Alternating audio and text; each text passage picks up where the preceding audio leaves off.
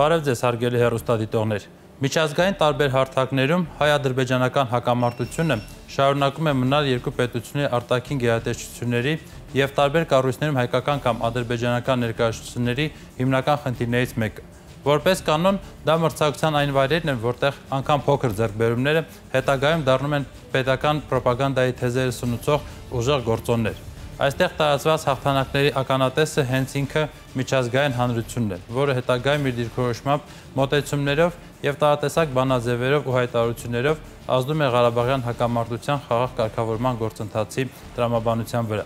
Կամ գոնե թե ձևավորում է միջազգային ընկալումների այն ֆոնը, որը հետագայում հակամարտող կողմերը փորձում են օգտագործել իրենց քաղաքականության մեջ, թե ներքին եւ թե արտաքին։ Այդ է պատճառը, որ միջազգային հարթակներում պաշտոնական Երևանի եւ Բաքվի աշխատանքները բավական համակարգված եւ հետեւողական են։ Այսպես, միևնույն բովանդակության բանաձևերը կարող են տարիներ շարունակ այս կամ այն ձևակերպմամբ կամ թեկուզ առանց որևէ փոփոխությունների քվեարկության դրվել ՄԱԿ-ում, Եվրախորհրդարանում, Իսլամական պետությունների լիգայում եւ նմանատիպ այլ կառույցներում։ Նման դեպքերում պայքար է գնում քննարկվող փաստաթղթում արկա յուրաքանչյուր ձևակերպման ամեն մի բառի համար, եւ դա բնական է։ Դիվանագիտության կանոններն են այդպիսին։ Բայց այդ պայքարը երբեք չի սահմանափակվել զուտ դիվանագիտական մեթոդներով ու գործիքակազմով։ Որքան էլ տարօրինակ չհնչի, միջազգային այդ կառույցները հենց այն վայրն են, որտեղ տրամաբանված խոսքին զուգահեռ մեծ դերակատարում ունի բոլորի կողմից այդքան քննադատվող ու չսիրված կաշառքը։ Երևույթ, որն Ադրբեջանի արտաքին քաղաքականության մեջ կարևոր տեղ է զբաղեցնում, այնքան կարևոր, որ ինստիտուցիոնալ տեսք է ստացել եւ նույնիսկ միջազգային հանրության կողմից անվանվել խավիարային դիվանագիտություն։ Նախկինում այդ երևույթի մասին ամոթխայությամբ էին խոսում, փորձում էին հարթել սուրանկյունները, բայց հոգեբանական այդ խնդիրը կարծես հաղթահարված է։ Խավիարային դիվանագիտությունն այլևս գործոն է, որն առկա է Ադրբեջան Եվրախորհրդարան, Ադրբեջան փորձագիտական դաշտ, Ադրբեջան միջազգային մամուլ եւ նմանատիպ ուրիշ շատ հարթություններում։ Բանը հասել է անգամ նրան, որ Ադրբեջանի հետ համագործակցող այս կամ այն պետությունում ակնհայտորեն Ադրբեջանի շահերը պաշտպանող եւ ըստ էության Ադրբեջանի ազդեցության գործակալի վերածված գործիչները չեն խորշում պաշտոնական Բաքվի հետ համագործակցությունից անգամ բացահայտվելուց եւ իրենց իսկ սեփական երկրներում հանրային քննադատման ենթարկվելուց հետո։ Այսպիսին է Ադրբեջանի խավիարային դիվանագիտության ազդեցությունն ու կշիռը։ Պարզ է, որ նման դեպքերում կաշառված գործիչները ստանում են շատ ավելին, քան ադրբեջանական սև խավիարն է, եւ բնականաբար համապատասխան ակտիվությամբ էլ գործում են տարբեր միջազգային հարթակներում։ Այդպիսի հարթակներից մեկն է, եթե չասենք ամենագլխավորը, Եվրոպայի խորհրդի խորհրդարանական վեհաժողովն է։ Կառույց, որի բազում ներկայացուցիչներ շատ հաջող համագործակցում են Ադրբեջանի իշխանությունների հետ, վերածվելով Եվրոպայի համար կարևոր այդ ինստիտուտում Ալիևի վարչակազմի խամաճիկների։ ԵԽԽՎ-ում հայ-ադրբեջանական հակամարտության թեման վաղուց է քննարկվում։ Այստեղ արդեն ադրբեջանական եւ հայկական կողմերի շահերը պաշտպանող կամ քննադատող բազում բանաձևեր ու հայտարարություններ են ընդունվել։ Կողմերը փոխադարձ հաջողություններով անընդհատ փորձում են միմյանց հնարավորինս վնասել եւ եվրոպական երկրների պատվիրակներին իրենց կողմը քաշել։ Մի խոսքով նորմալ թշնամություն են իրականացնում։ Հայաստանն ու Ադրբեջանը Եվրախորհրդի անդամ են դարձել 2001 թվականի հունվարին, սակայն այն որպես հարթակ չէր ծառայում Արցախյան հիմնախնդրի բարձրացման համար։ Իրավիճակը փոխվեց, երբ Ադրբեջանում իշխանությունը ժառանգեց Իլհամ Ալիևը, ով էլ սկիզբ դրեց խավիարային դիվանագիտության լավագույն ավանդույթներին։ Ծախսված գումարներն իրենց երկար սպասեցնել չտվեցին։ 2005 թվականի հունվարին ԵԽԽՎ պլենար նիստում հակամարտությունը Լեռնային Ղարաբաղի շուրջ, որով զբաղվում է ԵԱՀԿ Մինսկի խումբը, անունը կրող զեկույցի հիման վրա ընդունվեց 14-16 բանաձևը։ Զեկույցը բաղկացած է երկու մասից՝ բանաձևից 15-րդ կետ եւ հանձնարարականից 10-րդ կետ։ Արցախին առնչվող բանաձևերից սա առաջինն էր իսլամական պետությունների կոնֆերանս կազմակերպության ընդունած բանաձևերից հետո, երբ Հայաստանը ճանաչվում էր որպես զավթիչ պետություն։ Զեկույցում կային մի շարք ձևակերպումներ, որոնք իսկապես անընդունելի էին հայկական կողմի համար։ Մասնավորապես, բանաձևի առաջին կետում նշվում էր. Ադրբեջանի տարածքի զգալի հատվածներ դեռևս գրավված են հայկական ուժերի կողմից եւ անջատողական ուժերը դեռևս վերահսկում են Լեռնային Ղարաբաղի տարածաշրջանը։ Երկրորդ կետում նշվում էր, որ ռազմական գործողությունները եւ դրանց նախորդող էթնիկական թշնամանքը հանգեցրել էին էթնիկական հատկանիշով լայնածավալ արտաքսումների ու մոնոէթնիկ տարածքների ստեղծմանը։ Այսպիսի ձևակերպումը նմանվում է էթնիկական զտում հասկացությանը։ որը իրականության հետ աղերսներ չունի։ Բանաձևում կար նաև կետ, որտեղ Ադրբեջանի կառավարությունը պետք է վերջ տա ռազմատենչ հայտարարություններին եւ առանց նախապայմանների շփումներ հաստատի Լեռնային Ղարաբաղի տարածաշրջանի երկու համայնքների քաղաքական ներկայացուցիչների հետ, տարածաշրջանի ապագա կարգավիճակի առնչությամբ։ Եվրախորհրդի խորհրդարանական վեհաժողովը նման բանաձևի ընդունումը հիմնավորում էր, որ այն կնպաստի տարածաշրջանում իրավիճակի կայունացմանը, սակայն փաստացի Ադրբեջանն այս բանաձևի միջոցով կարողացավ միջազգային հանրության ուշադրությունը շեղել հակամարտության բուն էությունից, Լեռնային Ղարաբաղի քաղաքական կարգավիճակի հարցից, խնդիրը հանգեցնելով գրաված տարածքների ազատագրմանը եւ փախստականների վերադարձին։ Այս չարաբաստիկ բանաձևը նոր շունչ ստացավ ԵԽԽՎ-ում,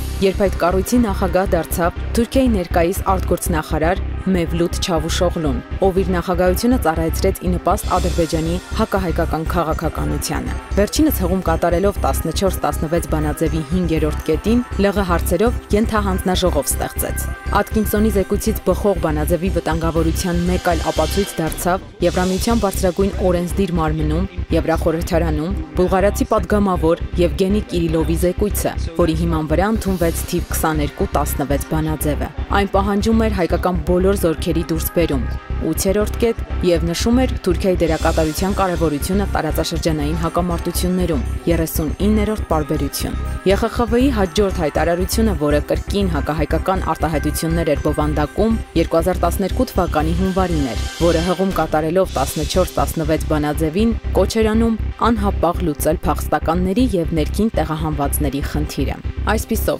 ԵԽԽՎ-ում ընդունված մեկ հակահայկական բանաձևը դարձավ շղթայական ընդունված մի շարք բանաձևերի նախահիմքը, որը չեզոքացնելն այնքան էլ հեշտ չէ, սակայն վերջերս մեր խորհրդարանական դիվանագիտության ներդրած ջանքերն ապացուցեցին, որ անհնարին ոչինչ չկա։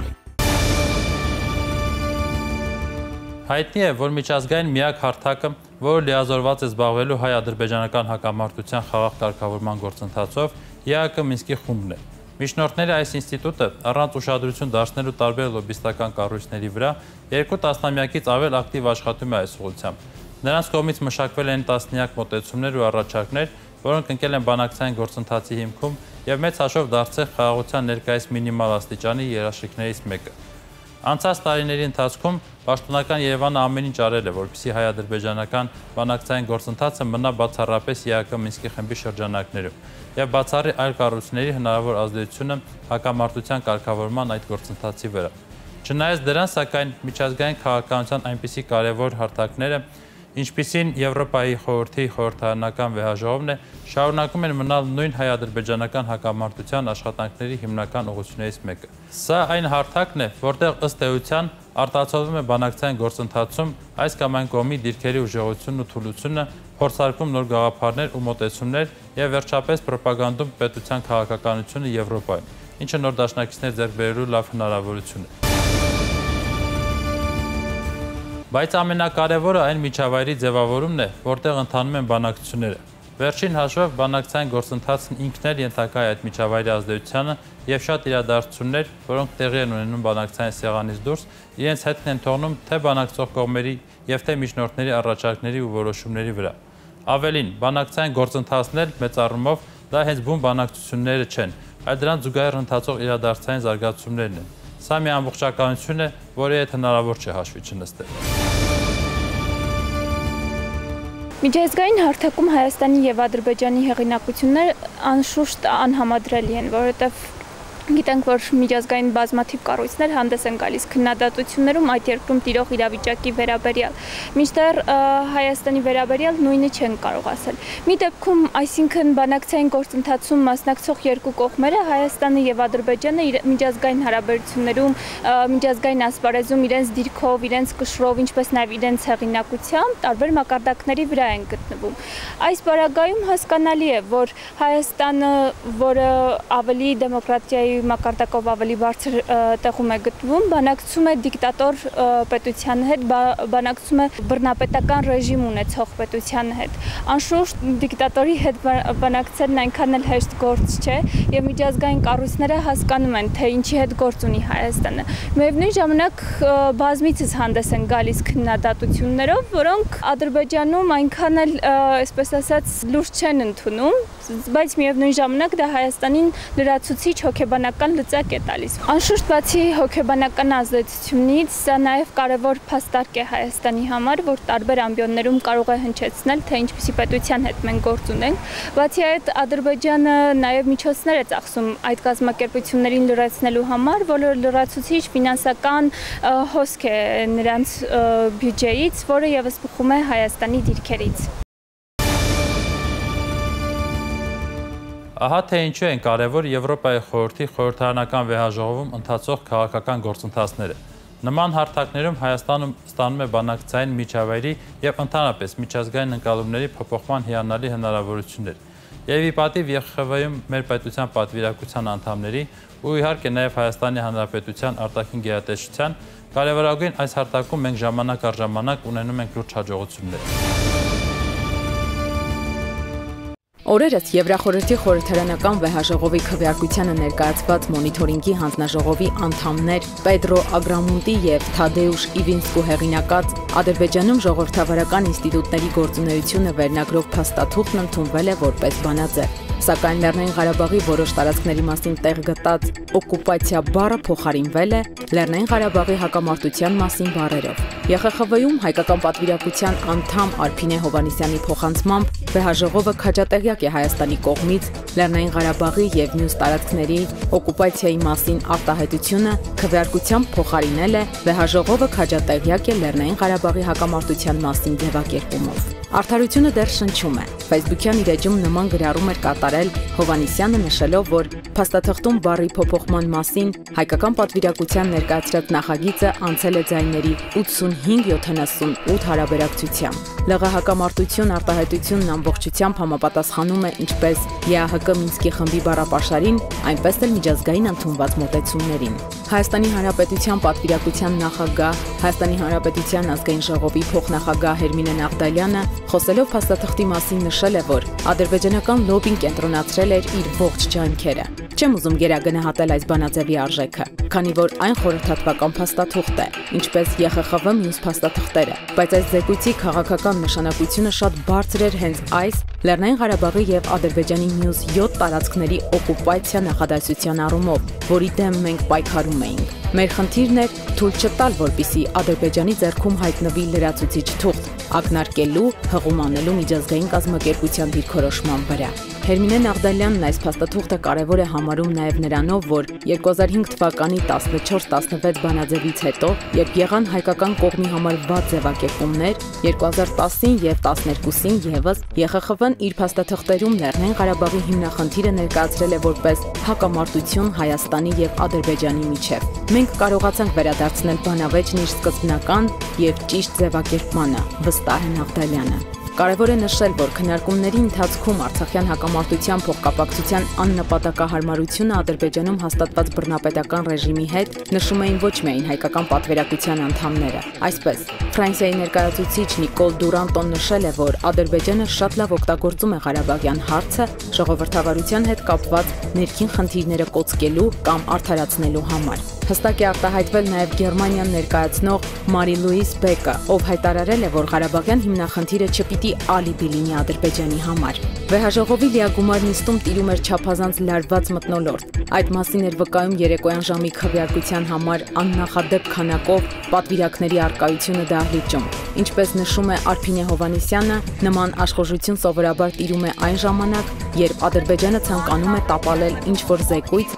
կամ ճիշտ հակառակը, իր շահերին համապատասխան վերաձևակերպել որևէ հարց։ Եկել էին պատվիրակներ, ովքեր սովորաբար ներկա չեն գտնվում նիստերին։ Եթե տեսնեք տարբեր փոփոխությունների քվեարկության արդյունքները, ապա կնկատեք, թե ինչ լարված մթնոլորտում են անցել դրանք։ 78-83 ձայնով տապալվեց մեկ փոփոխություն, որը վերաբերում էր եզրույթը հանելուն։ Մյուսը 81-81 հարաբերակցությամբ էր եւ կանոնակարգի համաձայն համարվեց չանցած։ Իսկ վերջին փոփոխությունը 75-85 հարաբերակցությամբ էր, որն էլ նոր ձևակերպում տվեց, այն է օկուպացիա բառը փոխարինվեց Լեռնային Ղարաբաղի հակամարտության մասին բառերով, պատմում է Հովհաննիսյանը։ Տեղի ունեցած որոշմանը բուռն եւ չափազանց վատ են արձագանքել ադրբեջանական պատվիրակության անդամները։ Նրանք իրենց բնորոշ հիստերիկ կեցվածքի մեջ են եղել, զարմացած եւ զայրացած։ Հայկական պատվիրակության անդամները նշում են, որ գրանցված հաջողությունը տքնաջան աշխատանքի արդյունք է։ Մեծ աշխատանք էին կատարել նաեւ Ստրասբուրգում Հայաստանի ներկայացուցչությունը, ինչպես նաեւ արտաքին գործերի նախարարությունը։ Սակայն վստահ են հայ խորհրդարանականները, տարվող աշխատանքները պետք է լինեն շարունակական, որի շնորհիվ հնարավոր կլինի ապահովել որոշակի արդյունքներ։ Ադրբեջանի հերթական այս պարտությունը շատ թանկ է նստելու նախ այդ պետության ԵԽԽՎ պատվիրակների, ապա նաև Ալիևի վարչակազմի վրա։ Խնդիրը հայ-ադրբեջանական հակամարտության մասին ռեպորտաժում հիշատակված ձևակերպումը չէ միայն։ Իրականում Ադրբեջանի գործերը շատ ավելի վատ են, քան կարելի է պատկերացնել։ Այսպես, ի թիվս այլ հարցերի, հունիսի 23-ին Եվրոպայի խորհրդի խորհրդարանական վեհաժողովի մոնիթորինգային կոմիտեի զեկուցողների Ադրբեջանում դեմոկրատական ինստիտուտների գործողության մասին զեկույցի հիման վրա ընդունված փաստաթղթում Ադրբեջանի իշխանությունների առաջ պահանջ է դրվել անհապաղ ազատ արձակել քաղաքական դրդապատճառներով բանտարկյալներին։ Զեկույցում գնահատականներ ընտրվել ԵԽ առաջ Ադրբեջանի ստանձնած պարտավորությունների կատարման, այդ երկրում դատական համակարգի վիճակի, նոյեմբերին տեղի ունենալիք խորհրդարանական ընտրությունների լույսի ներքո խնդիրների։ Փաստաթղթում շեշտվում է, որ Ադրբեջանն արհամարհել է ընտրական օրենսդրության բարեփոխման գծով Վենետիկի հանձնաժողովի նախկին հանձնարարականները։ Մոնիթորինգային կոմիտեն լուրջ անհանգստություն է հայտնում Ադրբեջանում մարդու իրավունքների վիճակի վատթարացման, անկախ հասարակական կազմակերպությունների ու իրավապաշտպանների գործունեության համար հնարավորությունների բացակայության, ԶԼՄ-ների նկատմամբ հետապնդումների կապակցությամբ։ Կոմիտեն ադրբեջանական կառավարությանը կոչ է անում վերջ դնել այդ սիստեմատիկ հետապնդումներին եւ իշխանության քննադատների ճնշումներին։ Քննարկումների ընթացքում падգամավորները խիստ քննադատության են ենթարկել պաշտոնական Բաքվի, Եվրոպայի խորհրդի արժեքները եւ նախապատվությունները ցուցադրաբար արհամարհելու գործողությունները։ Զեկույցում խիստ ուղումների ընդունումը ձախողելուն եւ կոշտ գնահատականները մեղմելուն ուղղված Ադրբեջանի պատվիրակության ղեկավար Սամետ Սեյդովի բազմաթիվ եւ հուսահատ փորձերը հակառակ արդյունքն են տվել։ Ելույթ ունեցողները հայտարարել են Բաքվում մարդու իրավունքների խախտումներն արդարացնելու համար Ղարաբաղյան հակամարտության վրա անվերջորեն հղումներ կատարելու անթույլատրելիության մասին։ Մոնիթորինգային կոմիտեի ղեկավար Շենեխը նշել է, որ զեկուցողները լուրջ ճնշման են ենթարկվել զեկույցը կազմելու ժամանակ։ Մի խոսքով, ԵԽԽՎ պատվիրակները քարը քարի վրա չեն թողել Ադրբեջանի քաղաքականությունից եւ պաշտոնական քարոզչությունից։ Բնական է, որ մեղադրանքների այսպիսի փաթեթը համապատասխան վերաբերմունք է առաջացել Եվրոպայում Ադրբեջանի նկատմամբ։ Ինչպես արդարացիորեն նկատել է Հայաստանի Հանրապետության արտգործնախարարը, Ադրբեջանի նավթադոլարային քաղաքականությունն արդեն սկսում է սրտխառնոց առաջացնել միջազգային հանրության մոտ։ Օրեցօր վատթարացող ազատ անկման մեջ գտնվող Ադրբեջանի վարկանիշը փորձում են միջազգային հարթակներում փրկել Լեռնային Ղարաբաղի հիմնախնդրի առկայությամբ։ Դրա վառ օրինակը Եվրոպայի խորհրդի խորհրդարանական վեհաժողովի բանաձևն էր, բայց Ադրբեջանը ձախողվեց։ Ակնհայտ է, որ ադրբեջանական նավթադոլարների օգտագործումը սրտխառնոց է առաջացնում եւ մի շարք պատկան մարմիններ իրենց քննադատությունն ու անհամաձայնությունն են հայտնում այս մոտեցմանը։ Ժամանակն է, որ Ադրբեջանը նավթախավերային վիրտուալ աշխարհից վերադառնա իրական աշխարհ եւ իրական իրավիճակին մոտ լինի։ Դա օգտակար կլինի հենց Ադրբեջանին, որ միջազգային հանրությունից մեկուսացման մեջ չհայտնվի։ Կարծում եմ դժվար չէ կանխատեսել, թե ինչ հետևանքներ կունենա այս ամենը Ադրբեջան-Եվրոպա հարաբերություններում եւ ընդհանրապես Ադրբեջանի միջազգային հեղինակության վրա։ Առաջին եվրոպական խաղերն իր մոտ հյուրընկալող պետությունը, որը մինչ այդ Եվրատեսիլ երկի մրցույթներ անցկացրել Բաքվում, այսօր լիարժեքորեն մեկուսացվում է նույն Եվրոպայի կողմից։ Արժեհամակարգային տարբերություններն այլևս խիստ ակնհայտ են եւ դժվար է պատկերացնել, թե ռոպագանդայի ինչպիսի չափաբաժիններ պետք կգան Բաքվին սասանված հեղինակությունը փոքր-ինչ վերականգնելու համար։ Ադրբեջանը լինելով մի պետություն, որը համաշխարհային ասպարեզում հանդես է գալիս որպես բռնատիրական դիկտատորական պետություն եւ բավականին ընկած վարկանիշով, այսօր բազմաթիվ ջանքեր է գործադրում սեփական պետության հեղինակությունը վար կբարձրացնելու համար։ Դրանց միտված են նաև այնպիսի քայլեր, ինչպիսին օրինակ Եվրատեսիլի անցկացումն է կամ եվրոպական խաղերի անցկացումն է, որը հսկայական ծանր բեռ է Ադրբեջանի ժողովրդի եւ բյուջեի համար, բայց միևնույն է, դա կարծես հակազդեցություն է ունենում, հակառակ էֆեկտն է ունենում, քանի որ որքան էլ միջազգային լրահոսը անդրադառնում է Ադրբեջանի եվրոպական, այսպես ասած, կերպարին, միևնույն ժամանակ չի անտեսում Ադրբեջանի երկրորդ երեսը, այսինքն այն, ինչ կա իրականում այդ երկրում, իսկ իրականում այդ երկրում կան բազմաթիվ քաղբանտարկյալներ, այդ իրականում այդ երկրում երկիրը այնքան ճոխության մեջ չի ապրում սովորական բնակչությունը, ինչպես դա փորձում են ներկայացնել եվրոպական պատրանքի միջոցով, իրականում այնտեղ հետապնդվում են լրագրողները, իրականում մարդու խոսքի ազատության հիմնարար խախտումներ են տեղի ունենում։ Դրան զուգահեռ չի կարող Ադրբեջանի պետության վարկանիշը բարձրանալ միայն ինչ-որ շքեղ միջոցառումներ կատարելու հանգամանքով, մանավանդ որ դրա վրա հսկայական գումարներ են ծախսվում կամ նաև յուրացվում են պետության կողմից։ Միակ տարբերակը, որը հնարավորություն կտա Ադրբեջանում բարձրացնել իր հեղինակությունը, դա թերևս այնտեղ պետական հեղափոխության կամ հեղաշրջման փորձն է, կամ թեկուզ ընտրությունների միջոցով, որը մի քիչ անհավանական է այդ երկրի համար, իշխանափոխությունն է, երբ իշխանության կգա մի նոր առաջնորդ, կգա մի նոր համակարգ, որը կփորձի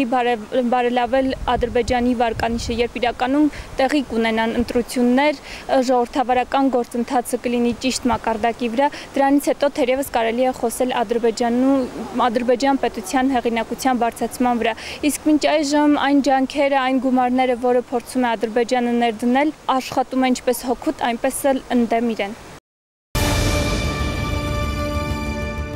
Այս ամենը հիանալի պայմաններ են ստեղծում հայ-ադրբեջանական հակամարտությունում միջազգային հանրությունից հայամետ որոշումներ գործելու համար։ Ասվածի լավագույն վկայությունը ԵԽԽՎ-ում օկուպացված տարածքներ արտահայտության Ղարաբաղյան հակամարտություն եզրով փոխարինելն է։ Բայց դա գործի սկիզբն է միայն։ Եթե հիշում եք, անցած հաղորդման ընթացքում ասացի, որ Հայաստանի արտաքին գերատեսչությունը գործելու հիանալի հնարավորություններ եւ շատ մեծ դաշտ է ստացել։ Անցած շաբաթվա իրադարձությունները միայն ապացուցեցին այս իրողության ճշմարտացիությունը։ Եվ ուրեմն իզեն, հարգելի դիվանագետներ, գրոհն անհրաժեշտ է հասնել հաղթական ավարտին։ Մենք դա կարող ենք եւ պարտավոր ենք անել։ Պինդ եղեք, ցտեսություն։